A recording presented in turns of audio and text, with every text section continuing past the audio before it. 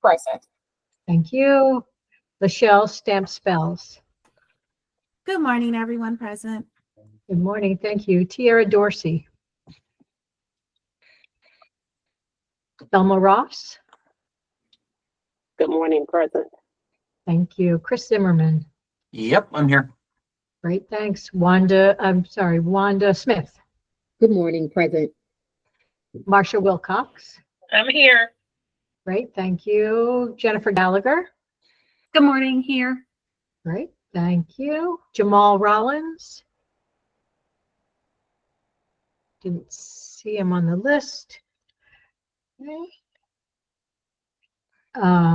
Angela Sherman. Present. Thank you. James Massey. Good morning, present. Great, thanks, James. Monica did share that she would not be attending today. Jessica Conter. Marion Hoyt. David Horn. Okay. Janice Doyle. Here. Thank you, Janice. And Jeffrey Lawson.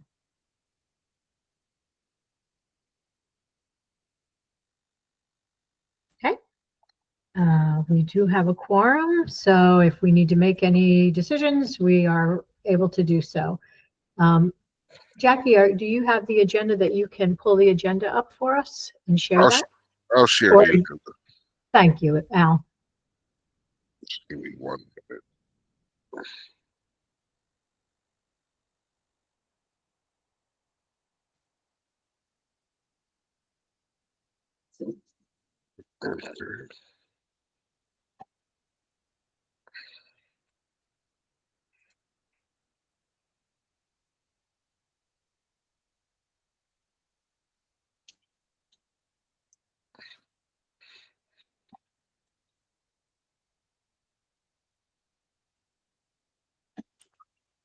So we have called to order, which we've done.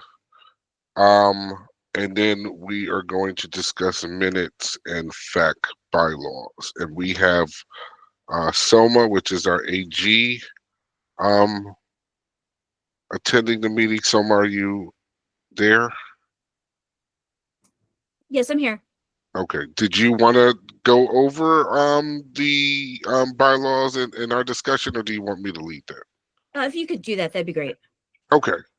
So we had discussions about minutes before, and in review, we did see that the bylaws had identified that a MHEC member would take the minutes.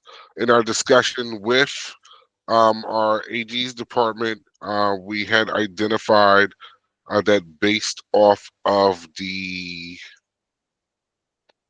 what act was that, Soma, if you could remind me? The Open Meetings Act. The Open Meetings Act, we could use recordings as the actual minutes. So we've updated the bylaws to identify that we will be using the recordings as the actual minutes. Therefore, we won't need to approve minutes moving forward in the meetings. What will happen is we'll record the meetings, and then after the recordings are available, we will upload those directly onto the website for individuals to see. Janice, you had a question. Yes, so my concern about this is that if I want to share this with other members of my organization, does that mean they have to sit and listen to a 2-hour meeting? Yes, or I mean, whatever portion of that meeting you want to share with them, I believe the recording can be forwarded, but yes, they would have to listen to the meeting. That's I think is a huge burden. So my question is, and I've had this happen with other groups that I'm involved with, where they use sort of an AI, they record it, and then it creates minutes.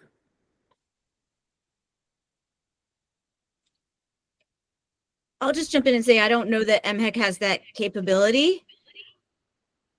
I do know Google Meet can create a transcript, although I wouldn't necessarily recommend using that as minutes. Because the I'm just saying that I Oh. find this proposal very burdensome, and I'm objecting to it. And if you want to find another way to do it, that's great. But I think this is a problem. To tell people you have to go here and listen to a 2-hour meeting, or go to, 1 hour in and listen. I mean, really? That's just, to me, it's not acceptable.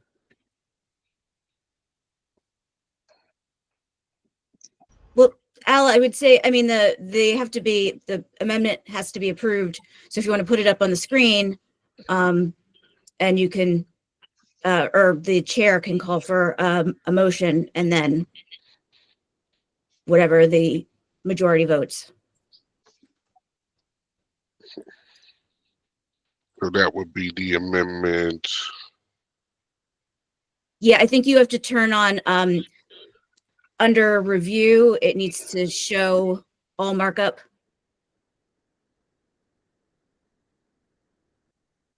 Right above that, where it says simple markup, it should say all markup.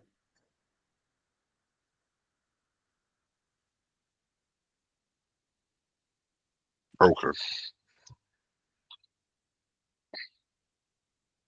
So it's here, section D. Well, both L and D. Thelma has her hand raised. Go ahead, Thank you for Thelma. making it bigger. Thanks. So I was going to ask a couple of questions, but if you're getting ready to call, I'm assuming based on what Summer just asked, you're going to call for a motion to, you're going to call for a motion about what it is that you're putting forth. I'm so sorry. I think- didn't mean to cut off discussion. I was just, by any means, I'm just saying eventually that's what will happen. Okay, so I'll ask it. So I'll ask a couple of questions, and thanks for that clarification.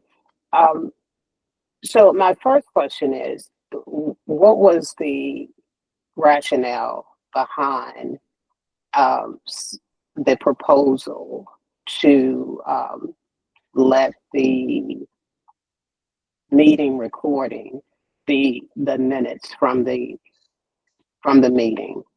Because I'm assuming there was a reason that you came to that proposal. Yeah, so in review, I mean, MHEC really is stretched on resources, where there have been cases where, the minutes have not been recorded as efficiently as individuals would like to have them recorded. Whether it be working on other projects or individuals not available, it's just been stretched. So we looked at a more efficient manner that the minutes would be available for individuals as we reached out to our other advisory councils.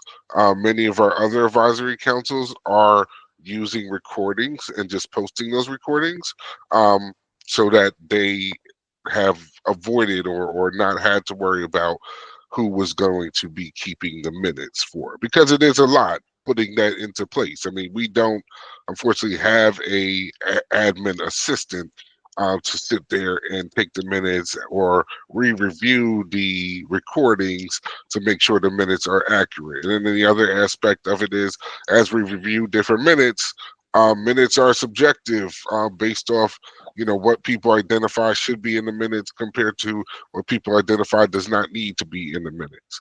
So we looked at the recordings as a more efficient way of everybody to be able to see what was discussed, and as a public meeting.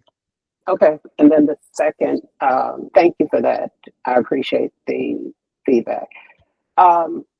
So the other thing that comes to mind is that it does open when this meeting starts. Google Meet says that there is a transcription that has taken place. And I don't know what that transcription actually looks like as an end product, but I would ask that we take a look at one of the meetings to see how the transcription fared in terms of picking up conversation and is it coherent? Because sometimes it's not. So I'm not suggesting that that is the route that we take, but at least we can take a look at a transcription to see how the end product fared. Well, it takes up all the conversation. I reviewed our last one. It does pick up a lot of the conversation. So I will just say, and absolutely you can look at a transcript, that's not a problem, but I will say in my experience, actually, the transcripts do miss a lot. They sometimes even record the name of who's speaking wrong. And they spell words wrong. I mean, it is AI. It's, you know, AI is not perfect at this moment, but yeah, if you want to see one, that can be arranged. No, and that's fine. You answered the question though, because you've already seen it. So you actually raised the concerns that I thought might be with the transcription, right? But I did want to at least put that forth since it does open with it's being transcribed. But that's all. Those are the only comments or questions that I have at this time about it. Yeah, Tom, I will say that at times we've tried to use the transcript to help us do the minutes, at least the Google transcript, and it was not as helpful as we thought it would be. Okay, thanks. But I thought there was a way that you can actually take the transcript and turn it to minutes. Google doesn't offer that. I'm not sure, Jackie. Yeah, I don't know if it has the functionality. I don't know. Janice, you had your hand up?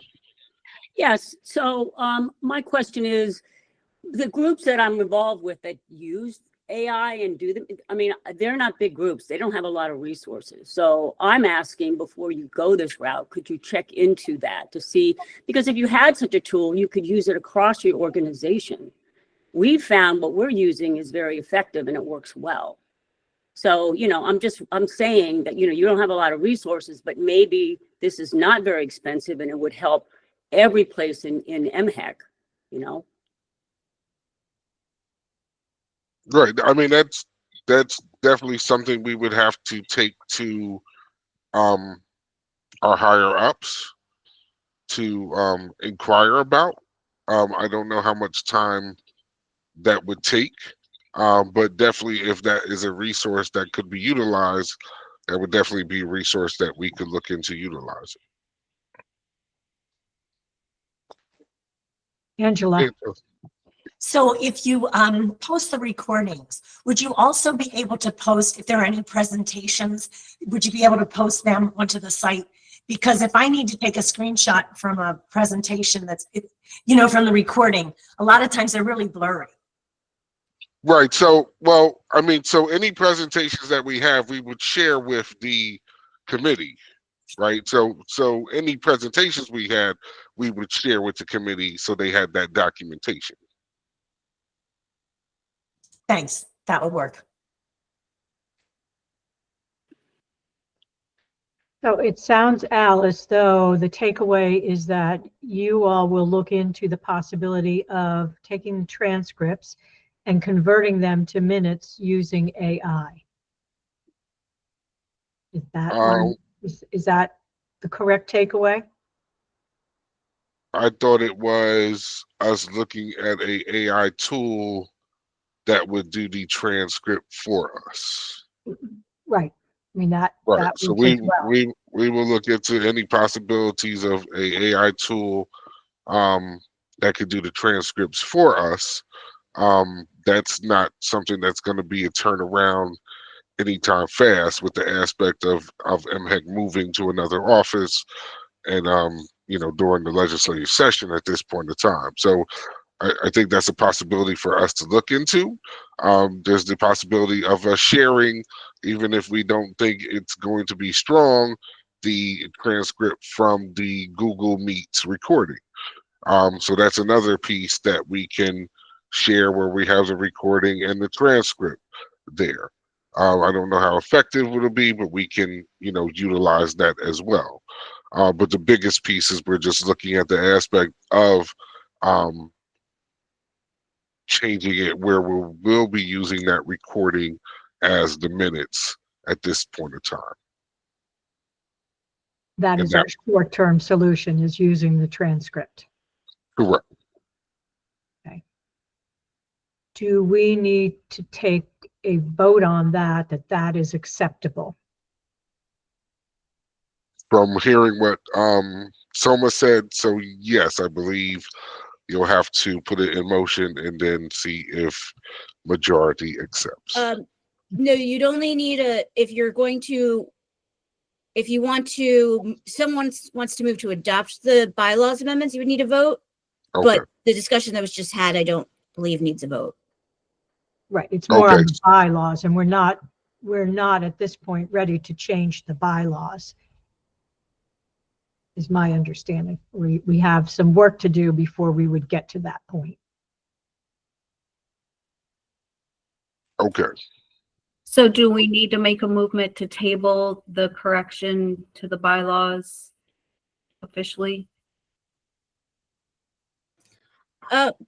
So I don't know Robert's rules by heart, but I believe if the chair decides to not bring it to a motion, that's sufficient.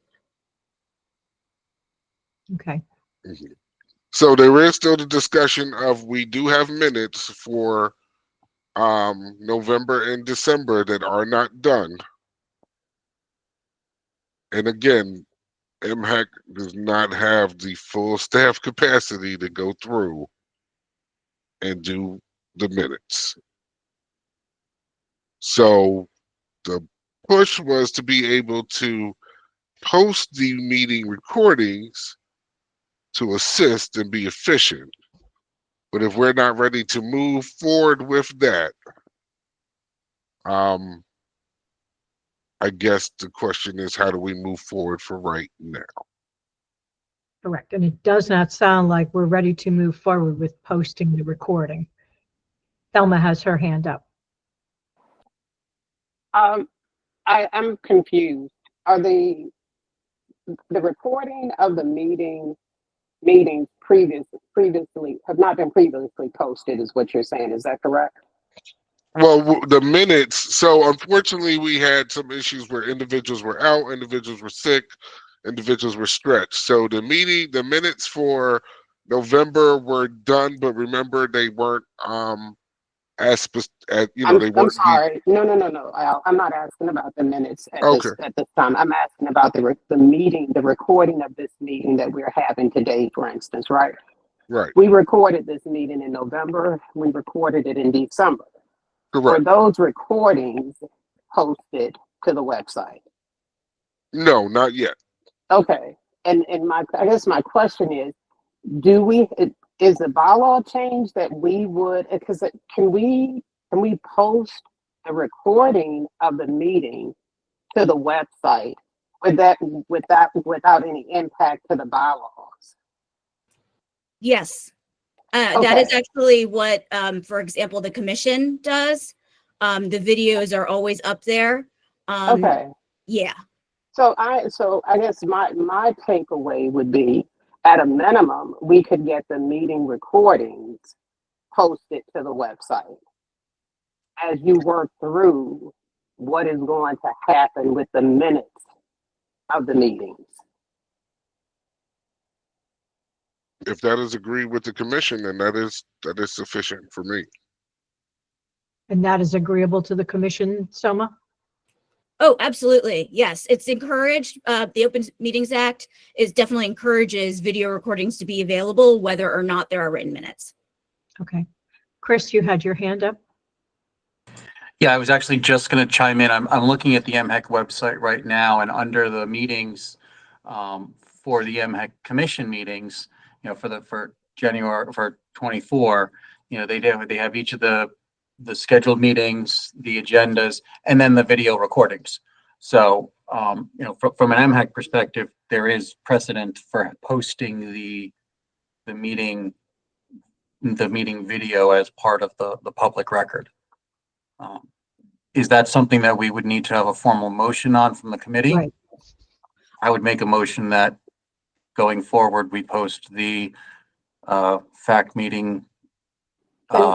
Chris, I don't mean to interrupt you, but can you withhold the motion? Because Patricia's had her hand up for Oh, I'm sorry. a minute, I think. Go ahead. Right. Patricia? So in reading what the proposed bylaw says, I'm thinking that's what we should vote on. Mm-hmm. It says and of course you all can read it. It's just basically saying what I think Chris was about to put as a motion, that the council meeting that it will be recorded and serve as the meeting minutes. I think that's the high level. How we get to anything else about the meetings being added there would be something different. But if the goal is to follow what everyone else is doing, I think this, what's highlighted as D would be what we should vote on.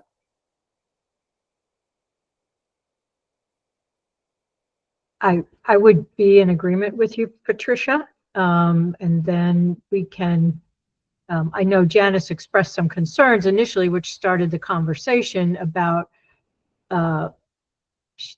people having to listen to the entire transcript. If folks are okay, I can call for a motion to have the meetings of the council recorded, and the recording serves as the meeting minutes. Ella, before you do that, I think Thelma raised her hand. Yeah, because we just went back to the very beginning of what was being asked and proposed by Al that prompted the conversation. And so and we can vote, and I'm perfectly fine voting on this, and we'll vote one way or the other. But what it does do is it does not lend itself to Al's team being required to go out and figure out how to get written minutes to the group. And that can be a separate conversation, but I do want us to be clear that that's what is happening with the vote. Correct. Chris? And I was actually gonna suggest something slightly different, almost an intermediate step. I was gonna potentially recommend step one of that, which is just that the recording and the recording shall be posted to the website. Right. Being silent on the meetings piece, because I know that it's almost two different questions, and I'm not sure that posting to the website requires a change of the bylaws. I mean, so you can certainly correct me if I'm wrong, but I'm not sure that would be in of itself, just posting to the website the meeting That does require not, no, that He does said not that it did not. change, Right. and it also doesn't actually require a vote. I mean, once recorded, the video is public record, and Right. administratively, if the commission chooses to post it, they can. So we do not need to vote on that. Correct. on the video piece by itself. That's something Okay. that's already happening for some of the other Yes, MHAC committees. correct.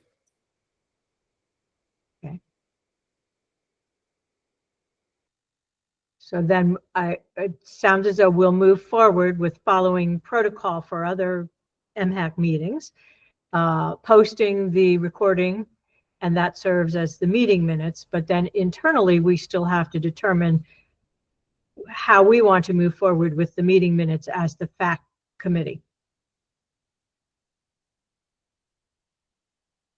And whether, we need to have them transcribed into meeting minutes that are then approved, as we have been doing for as many FAAC meetings as I've been present with. So, and that leads us back to MHAC having the resources to take the minutes or to find a tool to use to create the minutes from the recording.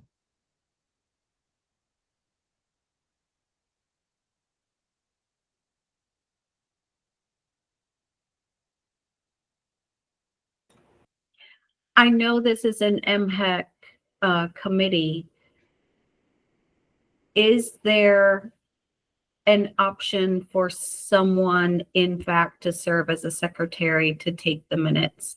I do agree with Janice. It is or would be burdensome. I don't know who has 2 hours, if we do meet for 2 hours, to listen to a video recording if you're not able to make the meeting.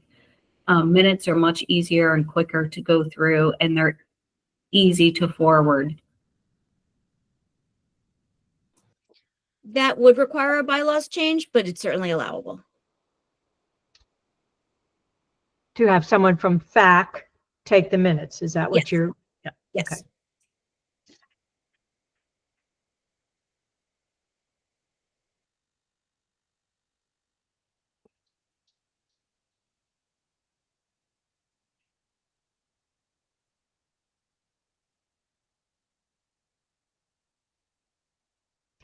would it require a bylaw change if MHAC took the recording and had some kind of AI tool to create the minutes? We haven't actually faced that question, but I would say yes, that would require a bylaws change.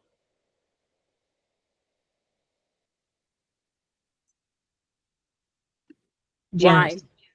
Why? It's just a technology used for MHEC to develop minutes. I don't know why, it's just a tool they use to create the minutes. I don't know why that would need a bylaws change. That's just my view on it anyway. I mean, I guess it depends on your interpretation of the word prepare. In terms of the staff meeting preparing the minutes. I mean, I can certainly check with my supervisor on that. I would certainly recommend that be in the bylaws, just so it's public knowledge that AI was being used to transcribe the minutes. But yeah, but the minutes are transcribed and then they're sent to us and then we review them and approve them. So there's not, I just don't see the need for that at all. I mean, it doesn't make sense to me it's just a tool. I mean, it's no different than someone sitting down and listening to the transcript and coming up with the minutes. It's just, anyway. It's also not a big deal to put that in the bylaws either. So.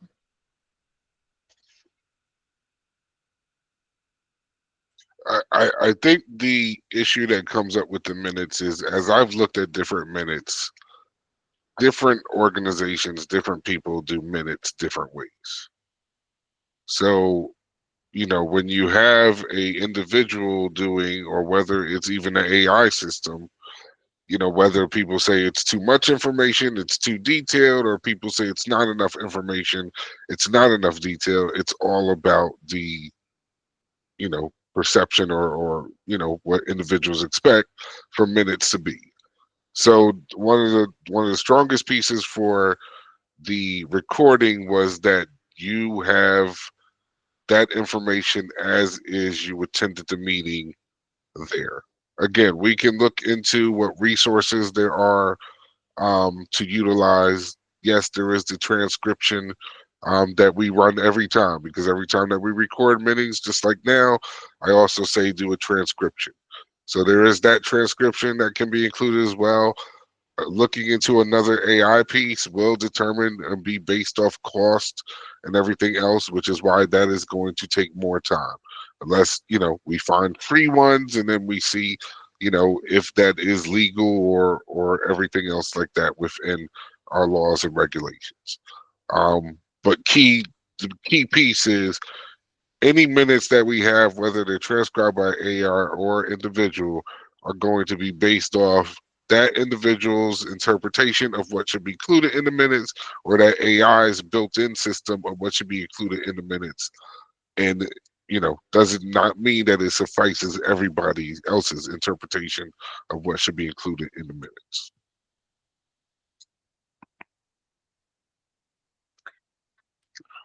All right. Well, it sounds to me as though in the short term, we are going to use the recording and it will be posted to the MHAC website. That will serve as our meeting minutes. In the longer term, MHAC, due to the limited resources that they have, not being able to prepare the minutes as we are used to seeing them and approving them, MHAC will look into using an AI tool to use the transcriptions and create the minutes as close to what we were used to seeing them for approval. Am I summarizing that clearly? It's not quite. So unless the bylaws change, it would not act as the minutes. The recordings would just be there. Minutes would still have to be prepared under the current bylaws. Okay.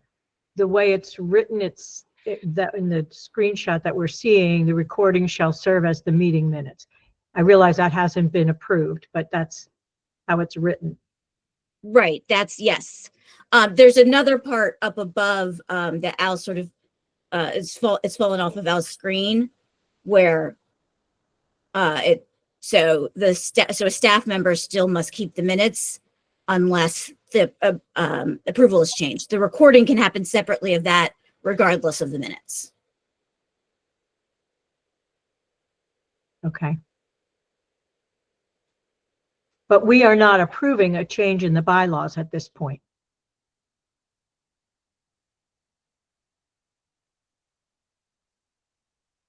Unless that's what FAAC wants to do, approve the bylaws as is. I'm not getting the sense that people want to do that. Patricia. I don't think we have decided to take a vote on what's listed in D, but based on the conversation, for those who have chimed in, there is a concern about AI or whatever. There's a concern about someone having to sit through and listen to the recording. So what I'm thinking is, and I don't know if this is something that we can table, but we spent a lot of time on this, and I see that we have other things on the agenda. So my recommendation would be that we table this discussion until our next meeting. But what we have to understand is with MHEC's limited resources, we will go yet another month without having written minutes. So for those of us who have questions about the last few meetings, we would have to rely on the recordings.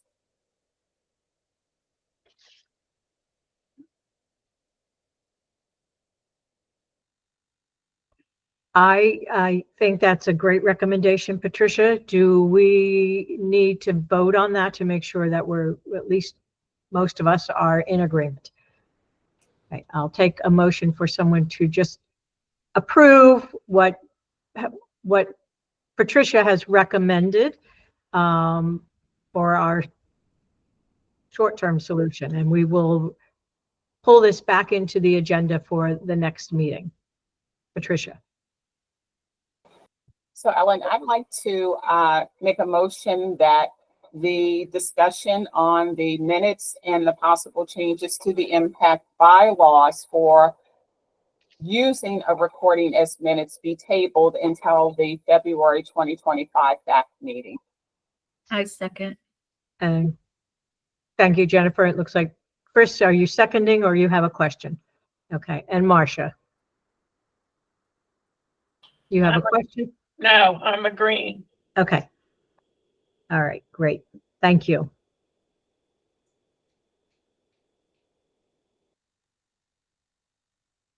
Okay, so the next topic on the agenda is the FY 2026 allocation.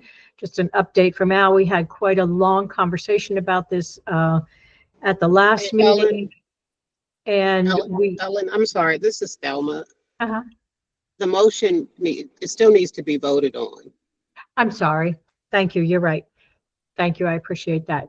All in favor of the motion? Raise your hand.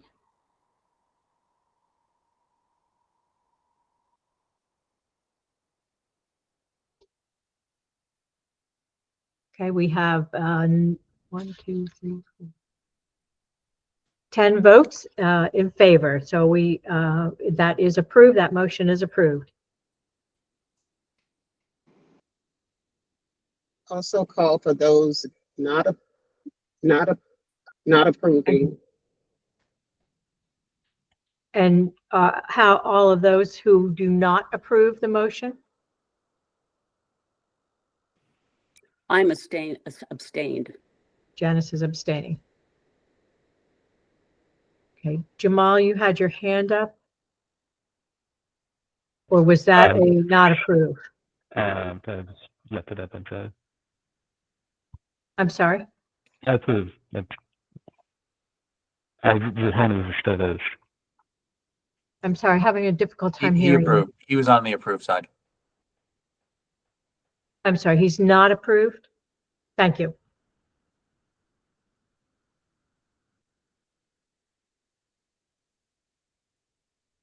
Okay. Shall we move on to the next item? Okay. The FY 2026 allocation of the Rawlings funds. Again, we had a large conversation about this the last time, extensive, and one of the outcomes is that depending on what MHAC feels they need to do. Schools would like to be able to have some way to assist, to provide information about enrollment as soon as they possibly can. So Al, I'm going to let you take this one. Sure. So as the budget shared, the appropriation or the submitted appropriation, because it has not been finalized for the Howard P. Rawlings program for fiscal 26 is 114,240,000 with an additional. Janice, you have a question? Yes, can you just, when you present, this is not just for this meeting, but for all this in all future meetings. When you present stuff like this, could you please email it to us? This is a public document, Janice. Well, This is the public So document that the governor gave that I'm utilizing as a resource to help everybody understand. I know, I'm just saying, instead of me having to try to take a screenshot of this, either give us it or give us the link. It would be helpful. Thank you. My pleasure. Hold on, please. I've provided the link to everyone. Thank you. Thank you. So let me say, folks, if I may, we utilize this meeting to assist in reviewing financial aid processes of the state. This meeting is not for MHEC to report to individuals. This is a group effort that the state has put into legislation. There is a FAAC committee that reviews state policy, state financial aid policies, and makes recommendations to MHEC. A lot of times we come off within this meetings as if MHEC's responsibility is to present to the FAAC committee. That is not the purpose of this committee. So we all are working diligently to try to come together and make state aid a better process. The resources that we use, we try to put together for each other and try to submit these. Any resources that you would like that we submit, we definitely can provide those resources. But again, this is for us to come together, review our state policies and processes, and make recommendations to MHEC on how to make state financial aid better and more efficient for our students. Based off the recommended budget for fiscal 26, the governor added an additional $24,752,752 to come from a special fund expenditure to be added to the fiscal budget for the Howard P. Rawlings program for fiscal 26, giving a total of $138,664,752 to be awarded. What I will be sharing with the FAAC committee that just recently has been put together because we've been reviewing expenditures is how much we've expended so far to students awarded, which is 17,000 students have been awarded $128,751,680. And this will be provided to the FAAC committee. These are students that have an active award at this point in time. In other reports, we've shown that we've awarded over $200 million to students. Of course, we have students that have declined or canceled the awards, and then we have students that are still waiting to accept the awards. So based off this, the governor's office and the Department of Budget Management has approved for us to move forward for fiscal 26, awarding GA initials and GA renewals, and this will be publicly announced as well through MHEC, a prorated amount of $18,000 as the maximum award that a student can receive in GA as a GA initial or GA renewal student. So that, based off the projections, should allow us to award, considering the percentage of students, and Chris, I'll follow up with you and Thelma right after this. It should allow us to award the max amount of students that we project will be eligible for the grants, considering the 3-year average decline in cancel rate. Chris, you had a question, and then Thelma, or a question or comment, and then Thelma. Yeah, I was just gonna ask, can you just repeat what you said regarding the proration? I want to make sure I understood it correctly. Right. So based off that, with the approval of the governor's office and Department of Budget and Management, for fiscal 26, the maximum amount of the GA award for GA initials and GA renewals will be $18,000. So as before, where this year it was $22,100. Before, based off legislation, where we looked at what was the increase in tuition and we increased that amount. Now it's going to be the maximum amount of proration of $18,000 as the maximum amount that a student can be awarded.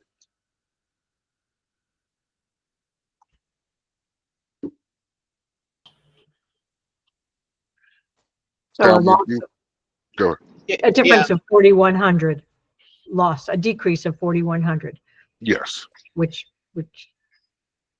is something we were, I think the FAAC committee was hoping to get a little more detail about from the last meeting, just for planning purposes. So, and I'm sorry, Thelma, I didn't mean to interrupt. No, Ellen, I don't mean to harm, but you're the chair, and if you didn't recognize me, I'm good. I can wait. Are you finished? Yes, I am. Okay. Al, I just want to know, how are EA renewals impacted by this for fiscal 26?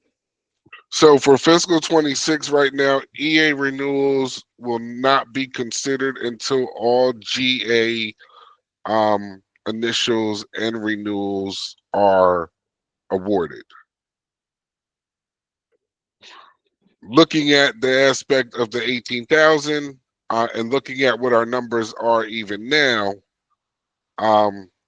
the view will be if funds are available and all GA initials and renewals have been awarded, then we would move forward to awarding the EA renewals.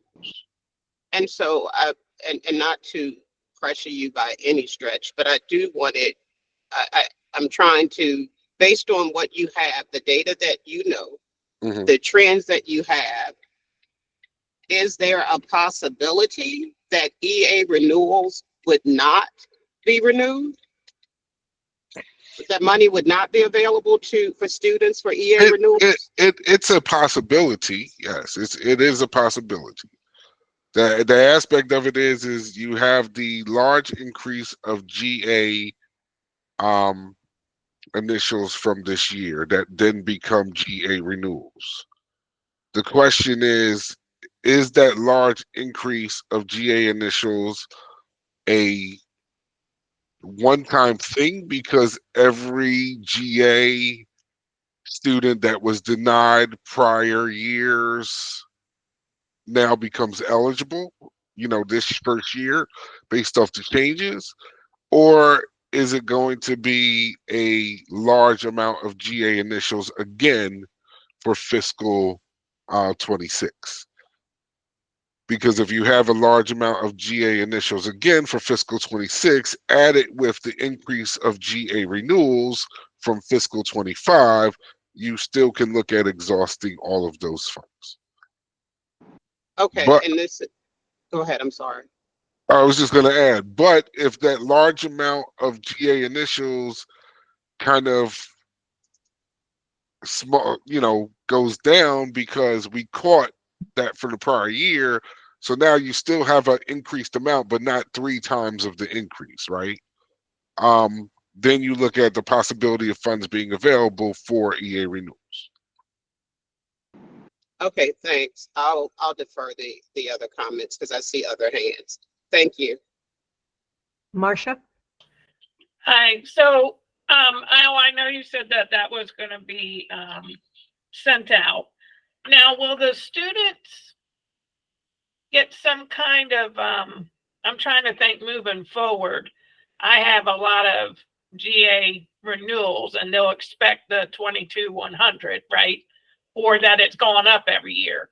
Is there a message going out to students as part of the messaging that that number is going to change, or I need to proactively find my GAs and let them know that expect a change?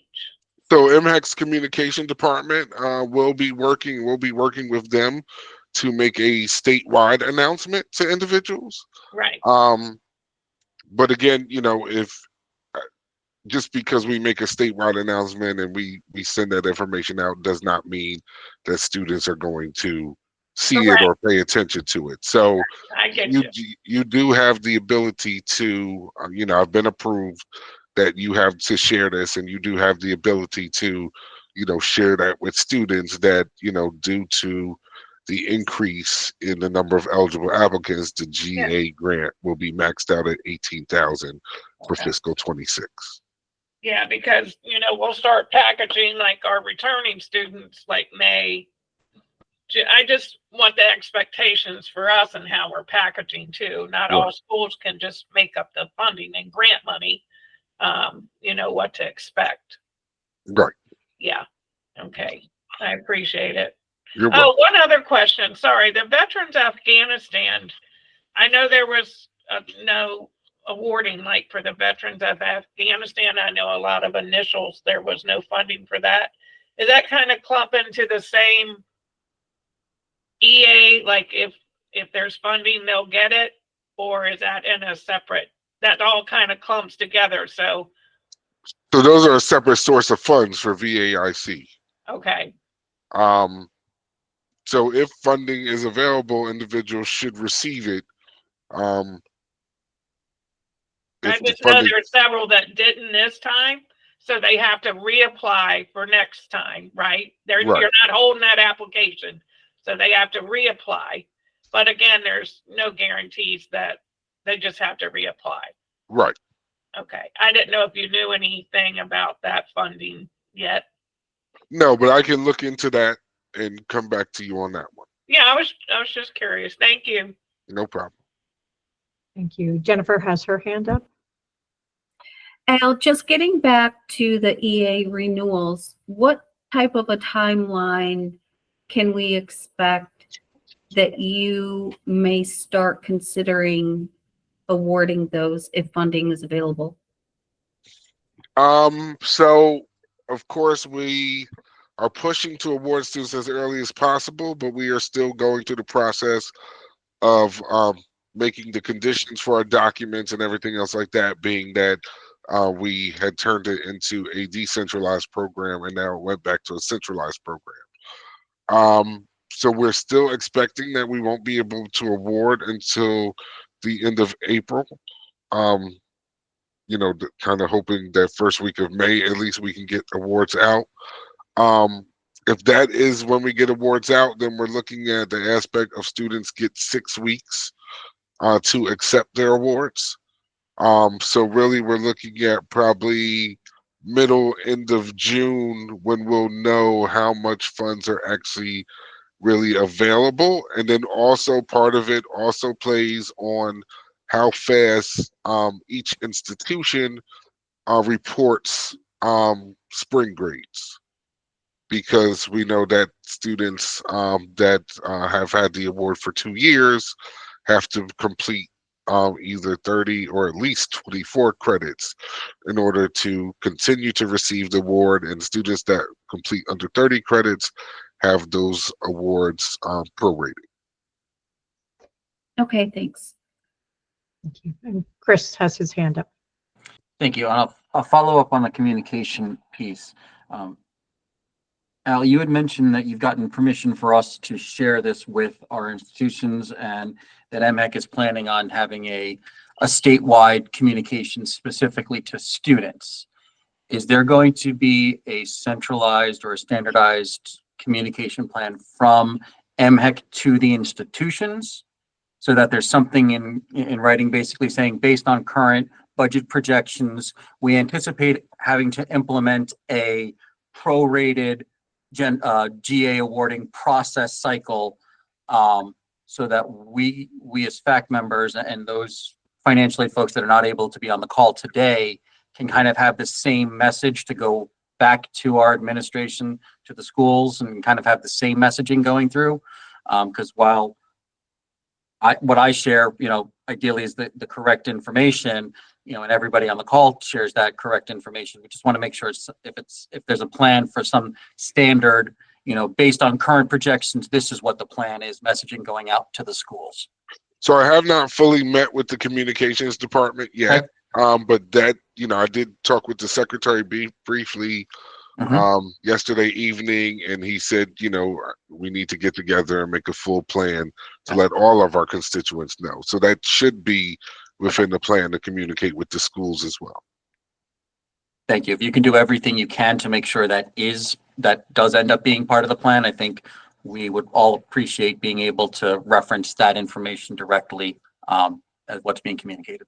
Definitely will do. Thank you. And Al, do you have a time frame from when those communications may be going out? I know you haven't fully met with them, but I'm figuring within the next 2 months. We'll start. Again, we're moving. We're transitioning to another department, so of course we have to get transitioned. But meeting with them over the next couple of weeks to develop the communication, get the communication approved, and then hopefully sending out that communication at least by toward the end of February, if not earlier. Janice. Yes, can you make sure that I get a copy of that as well? Because that's Yes, what our organization people need that for their planning as well. Yes, all constituents will Thank be you. the focus of the plan.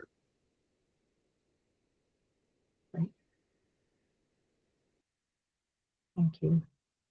Any other questions, comments, concerns for Al about the proposal, about the communication? Jennifer. I know the process takes time, Al, but the sooner that you can get that out, the better, because we need to start communicating with our students, especially the 25 fall applicants.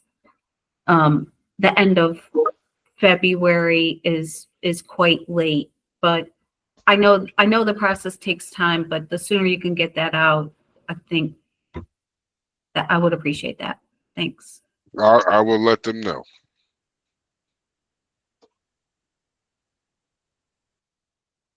Thank you. All right, hearing no other questions, comments, concerns, let's move to the agenda item number 3, just an update for FY 2025. Chris? Well, before we do that, the second part of that was what can schools do to assist? Correct. And that's, I think, part of the communication piece. Al, the sooner we can get something in writing, the more we can potentially at least try to advocate in any way we can. If we're looking at funding resources and budgetary resources, and MHEC's not able to get something out to the schools until, say, March 1st or March 15th, that really doesn't give us any opportunity to try and assist and advocate and lobby and all of that for our students. So again, food for thought in terms of getting that communication piece out based on current budget estimates.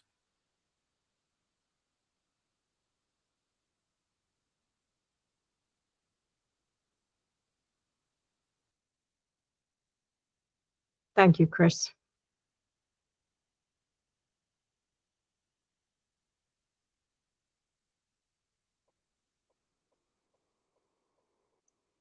Are there other ways the schools can assist, Al? I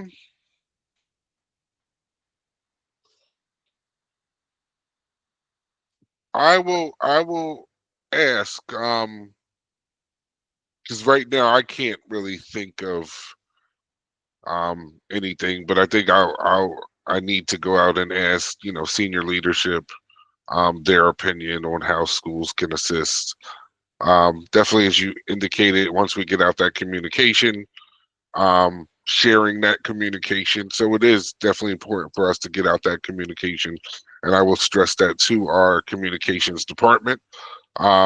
Just want to make sure that we're communicating to each different constituent in every path that we need to. So I don't know how long the communication will take. I don't know if it will need to get approved by the governor's office, because I've seen some communication that needs to get approved by the governor's office prior to us sending it out, and other communication that we've been able to just send out. Of course, if the governor's office is involved, then that's a different office that we're also waiting for approval from.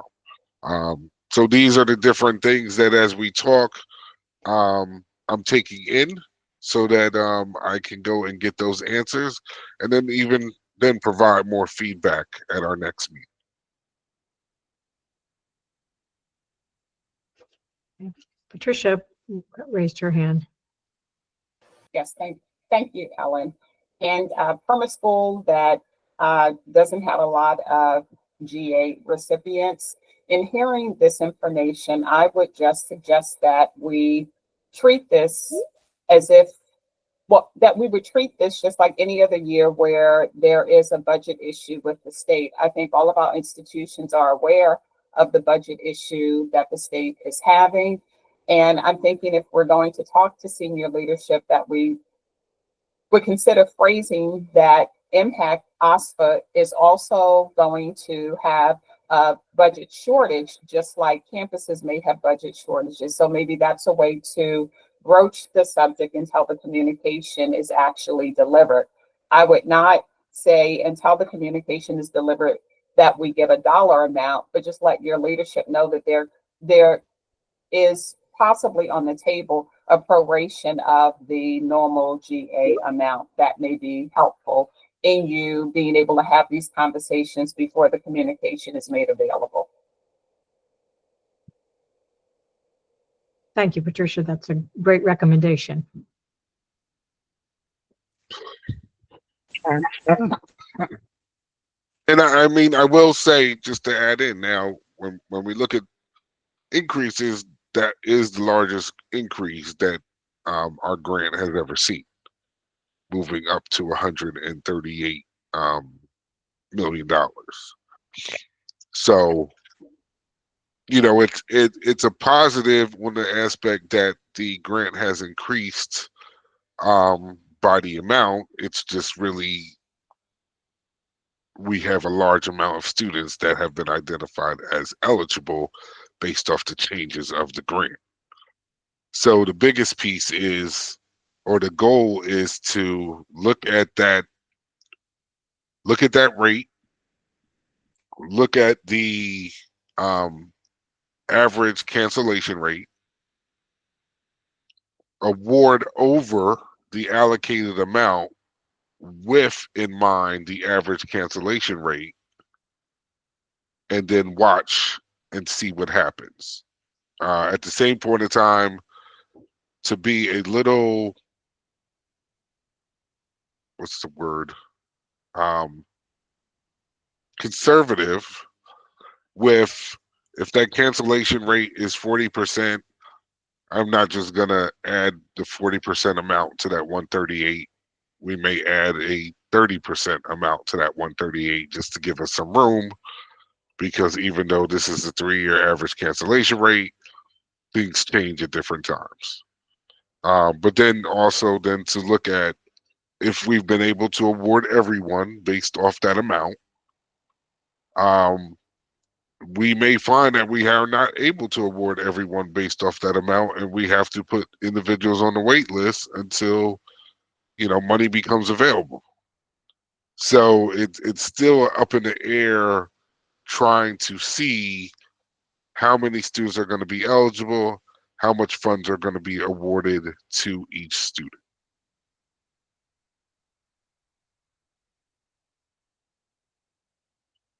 The average award was 14,000 across the board.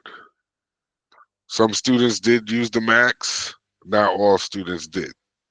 So that 18,000 was a in the middle piece where it wasn't so much of a cut on students that, you know, they wouldn't still be able to pay for tuition and fees and some room and board.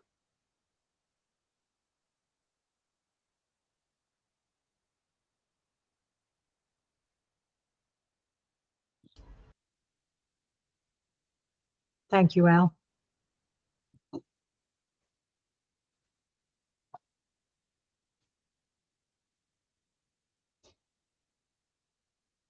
Any other thoughts, concerns, questions?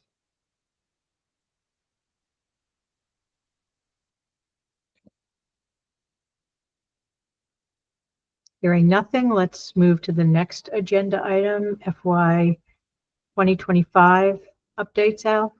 Yeah, so one aspect of FY25, just to reiterate, as of January 9th, and again, I will be sharing this with you, there were 17,492 students awarded a Howard P. Rawlings grant for $128,751,680. There still were 793 students that had not accepted their awards for a total of $5,189 or $5,189,750. And then we did have a few students that came on the wait list due to us just initially receiving their FAFSA for $57,200. So we were able to award those students. So still, we're at the point where all GA renewals, GA initials, and EA renewal students have been awarded.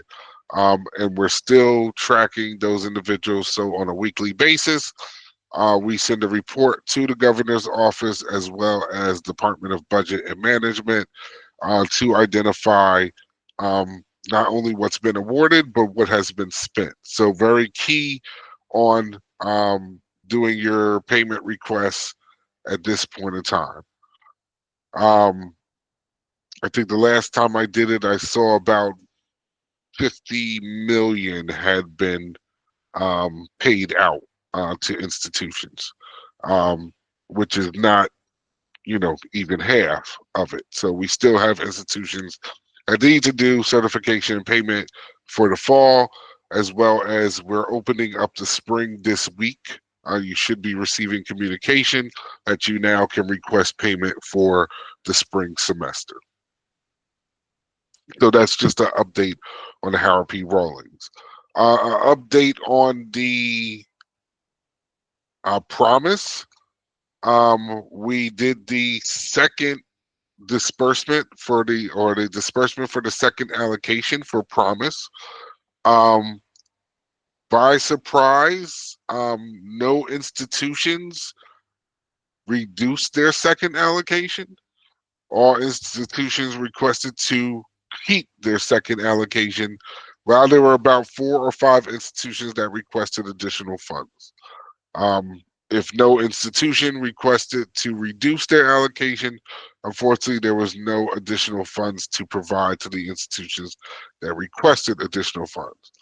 However, when I ran the promise roster, I did see that only about, with estimating that let's double what was requested in the fall, that only 4 million has been awarded out of the 15 million.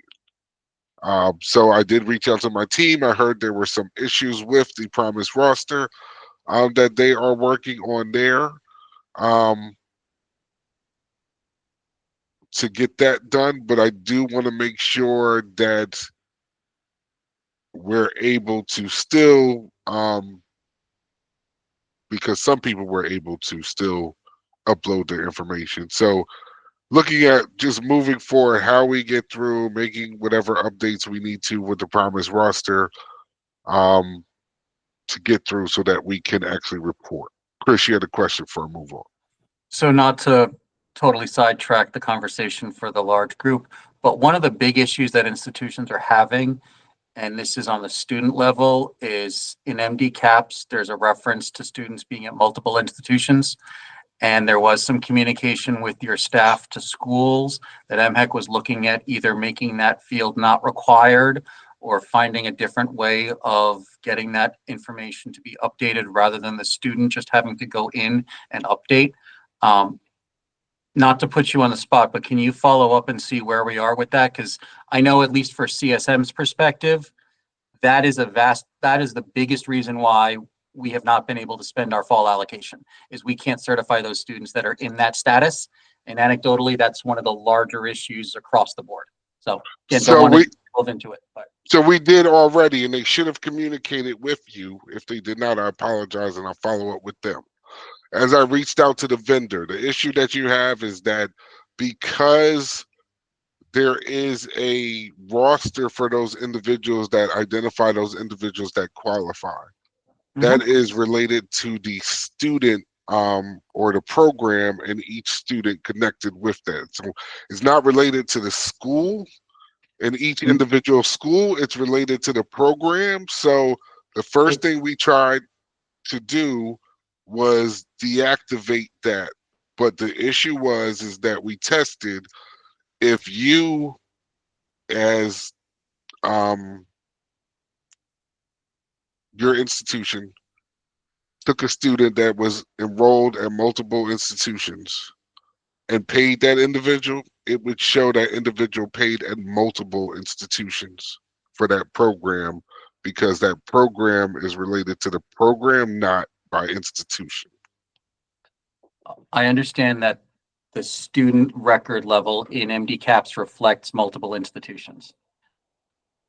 And you are correct. The institution that's attempting to pay out the promise is unable to make those changes. And it is currently, the student has to go into the system and do that, which we're having some challenges getting them to do that. So that, again, that's the biggest single issue that we're having, that to my understanding has not been resolved. So again, don't want to delve into it too deeply, but just that's one of the biggest issues that we're having as it relates to not being able to spend, because I understand that 4 million out of 15 million doesn't look good for anybody. Right. Right. So what we have done was we have updated the enrollment roster to be a roster in which institutions can update a student's enrollment as not enrolled at their institution. So as all institutions identify that a student is not enrolled at their institutions outside of the institution that student is enrolled at, then instead of the student having to go and update that, the institutions would have the ability to update that for the student as well.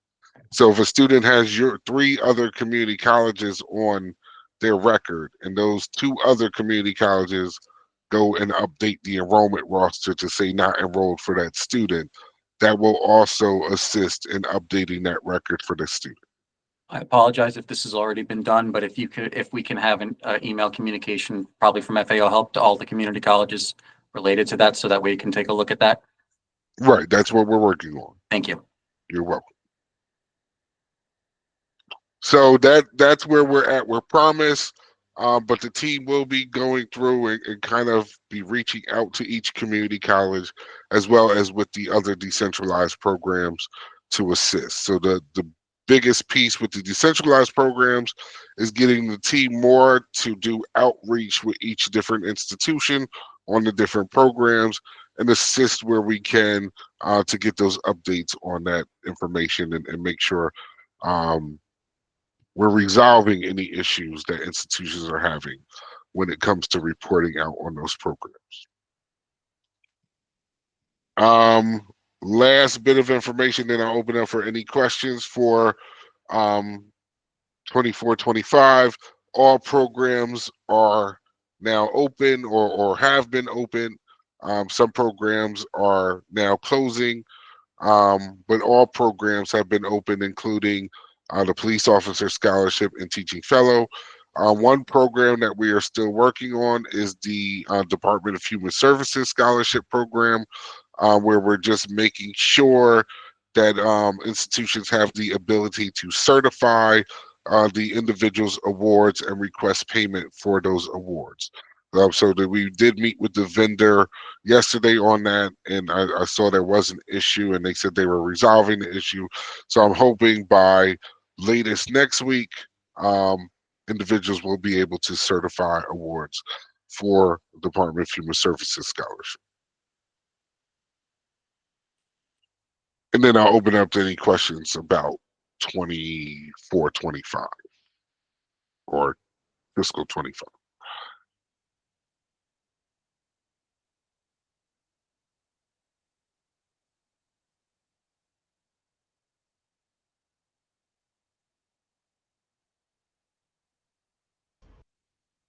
Hearing no questions, comments, concerns, I see no hands raised.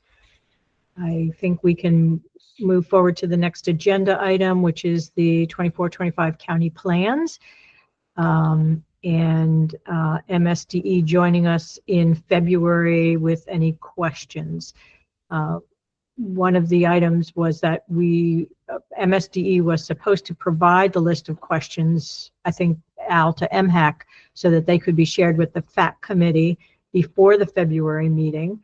And the other item was a request that the FAAC committee members receive the final summaries that were sent to the counties and MSDE. So yes, I will. We met with MSDE an hour before our FAAC meeting. They should be getting any questions over to us within the next week. So I'll make sure you get that out. We've already put the all the plans together, or all the responses to the plans together, on a one-page Word document. So we will share that with FAAC. Probably it'll get to FAAC by next week, just because of the move situation, but we will have that for all FAAC members to have. It will be a Word document with the other documents attached to that Word document. So as you see it, you should be able to just double click on the Word document within the document and open it up. Thank you, Al. Any other questions, concerns about the county plans? I'll be curious to see the questions that they have. That will be really helpful to have those ahead of the meeting. So. And will it primarily be a representative from MSDE, or will we have colleagues from counties, high school counties? You'll have colleagues from high school. So from my understanding, it'll be the LEAs from the counties. The MSDE meets with the supervisors, okay, and those should be the individuals attending. In fact, next week we have a presentation that MHEC will be doing for them on FCI, taking them through the process of uploading their list of high school students and downloading, and how they can utilize the list of or the list identifying who completed the FAFSA and who did not. Okay, great. Thank you, Al. Before we move on, I'll give you a few minutes if you have any questions or concerns, thoughts about the county plans and the February meeting.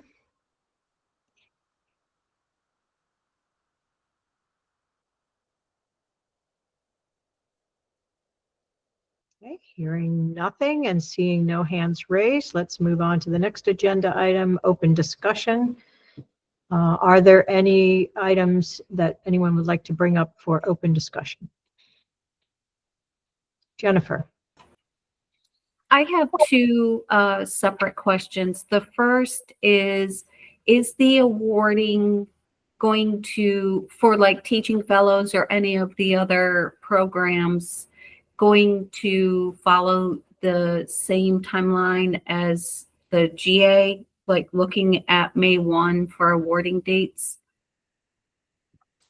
We actually have our calendar for all of our programs. I will get with the team just to confirm all dates have been finalized, and then we can share our program dates for all the programs with the FAAC committee.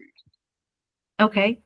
And then my second question is, can you share an update on the progress with the bidding and the appeal that was put in for a new vendor?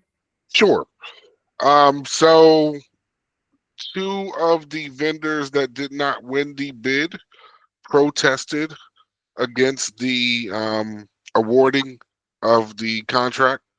One vendor, after they protested, pulled out. The other vendor continued to protest.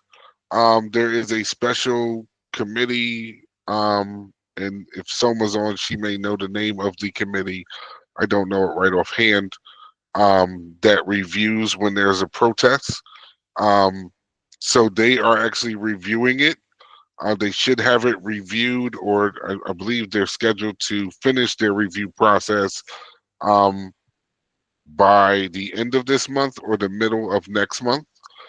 Depending on what they decide, then the vendor that protested will have the ability to either say they want to move forward with going to court, or they can drop the protest.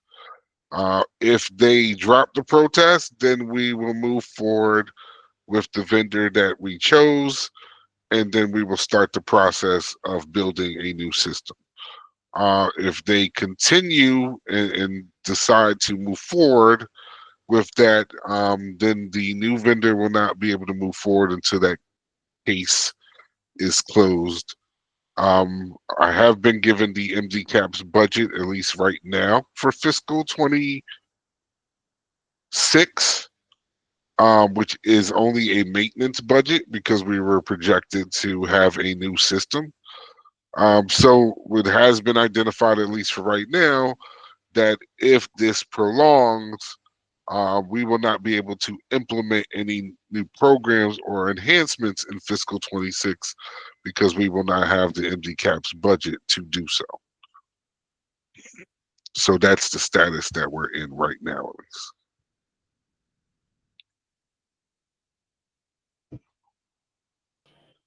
Now, where are you guys moving? We are moving about 6 blocks away. Yeah. Jackie, are you still on, and do you know the exact street that we're moving to? We're moving to 217 Redwood. So you guys are going to have to update all of your address stuff. Are now our phone numbers and contact things all staying the same? We're asking for that information, so we're Right. waiting on that information as well. Yeah. Okay. I was just curious. Yeah, we're You're waiting. not just physically moving, then you have to, like, there's a lot of updates to the website. Yeah. Fun stuff. Happy New Year. Yeah, it's been a little rough. We've been packing boxes. It hasn't been an easy move, so we're just moving through as best as possible. That's all you can do. Mhm. Great. Thank you. Are there any other items for open discussion?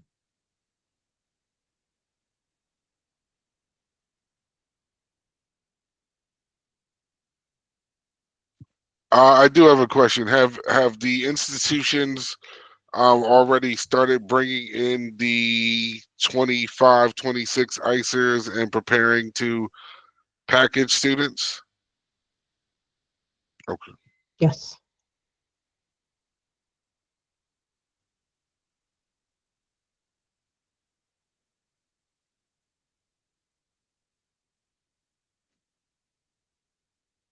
Anything else?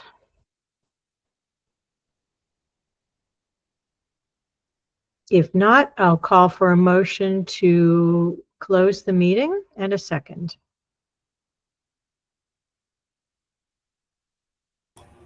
A motion to close the meeting. Second. Thank you, Jennifer. Thank you, Chris. All in favor of closing the meeting?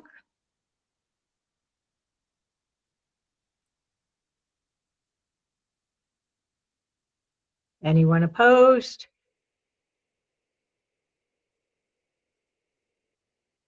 Okay, great. We will meet again in February. We will continue our conversation about the meeting minutes, and we will also probably in a different order do the MSDE questions first, and then put the meeting minute conversation at the end of the meeting, as well as any updates on FY26. Thank you so much for joining. Have a great day. Have a Thank great you. day, everyone. Bye-bye. You do the same. Thank everyone. you. Bye-bye.